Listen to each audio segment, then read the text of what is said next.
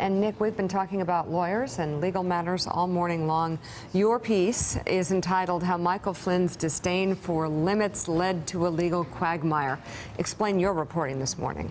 So our goal here was to figure out, how did this general who was a decorated battlefield commander sort of end up in the middle of a counterintelligence investigation? How does that happen? And what we found was that the same traits that served him well in the military, a sense of impatience with the bureaucracy, of cutting across boundaries, actually may have been some of the same qualities that got him into trouble in his brief career as a consultant.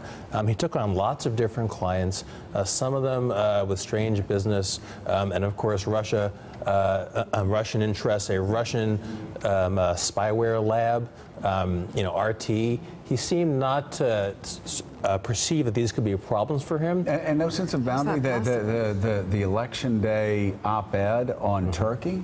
That's right. When he's getting paid money by Turkey, he's also going to be the national security advisor. I mean, that's just, Josh was talking about appearances of impropriety. Nobody would do that. That's right, and I was told understood by a senior member of the campaign that they were surprised when he published that. He had gotten clearance for it somehow, and he was desperate to get it in before the election was quite over, so it went online the night of Election Day. What's interesting, with that case as well, he was relatively apparently hands-off on the Turkey job. He kind of handed it over to his team, and his team wasn't sure what to do with legal requirements, with the lobbying registration, with the Foreign Agent Act disclosure, and they kind of stumbled around for a bit and then got into a lot of trouble over it, as you can see. Wow. John?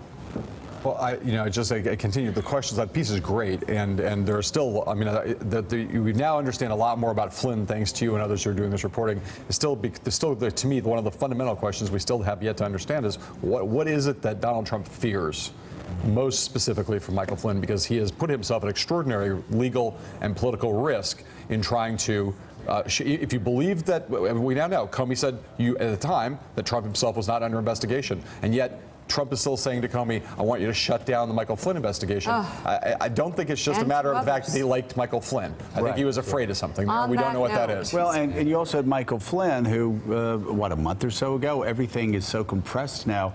A month ago, he said, I've got my story to tell. If somebody wants to give me immunity, I'll tell it. Yeah, and I think President Trump is concerned about that. I think what this also goes back to is there is no business that this man had being the national security advisor in the first place. His distinguishing feature, in addition to a decorated military career, was his success in going on television and colorfully trashing the Obama administration.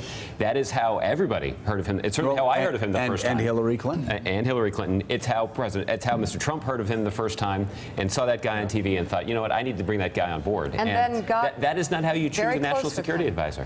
They traveled everywhere together. Apparently, he was the person who could calm Trump down, is what we were told by family members. Yeah, that's... well, it's how KT McFarland got her job, too, right? I mean, this is... You just go to Fox News and there's your cabinet. Dial them up.